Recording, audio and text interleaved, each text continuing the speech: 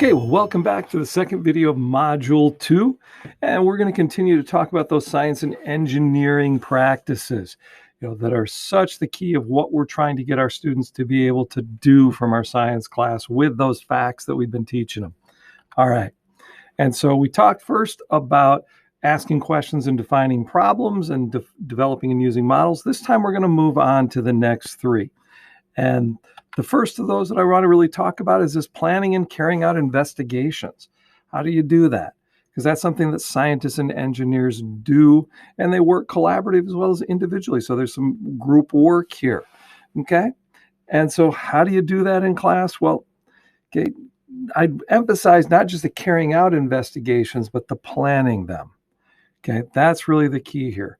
It really goes back to asking the question. If we go to that, and then what can I do with that question? How can I investigate it? How can I ask data? You'll see these get very intertwined with each other.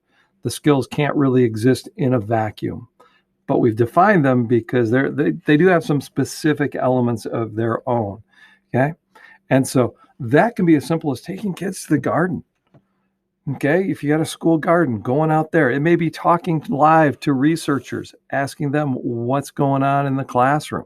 It may be carrying out a little experiment, dealing with forces and balance and how many weights can I put on one side as compared to the other.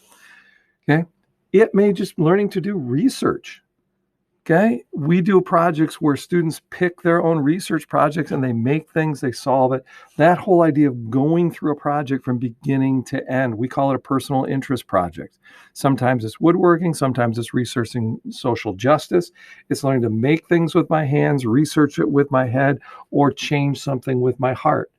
We consider that part of STEM, okay? Teaching kids how to conduct an investigation on their own, okay?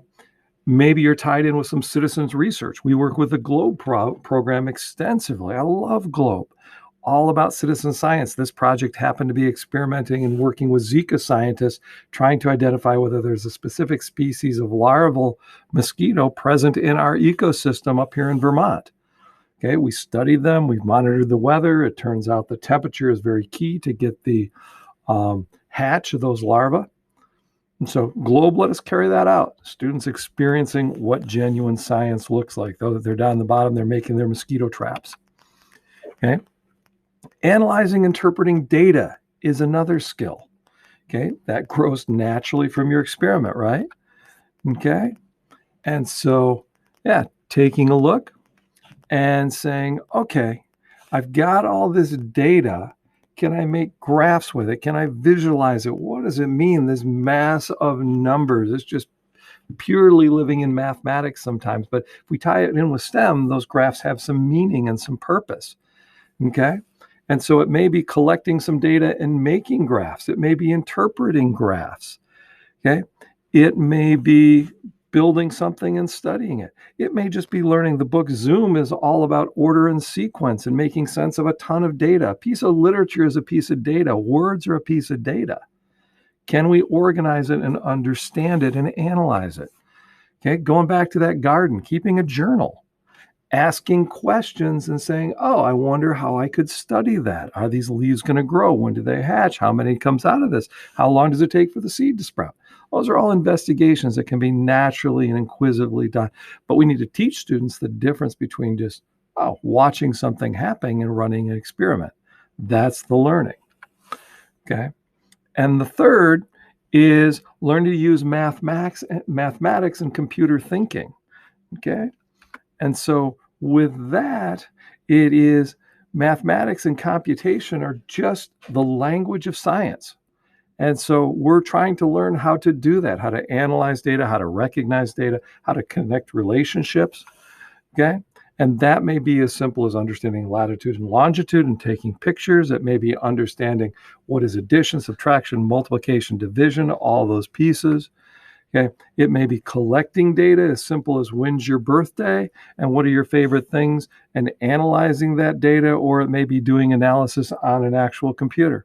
Okay, robotics are a great way to think about algorithmic thinking. Okay, and you may not have access to these, but I want to show you there's some complex ways to do it, but there's some simple ways to do it as well. Okay, you can get into programming. We use microbits. Great little tool for teaching algorithmic coding and getting a sequential set of skills so that you can create this device and make it do something. Okay. And so those are the next three that we've been talking about. We've got three more that will show up in our next video. All right. Thanks for watching.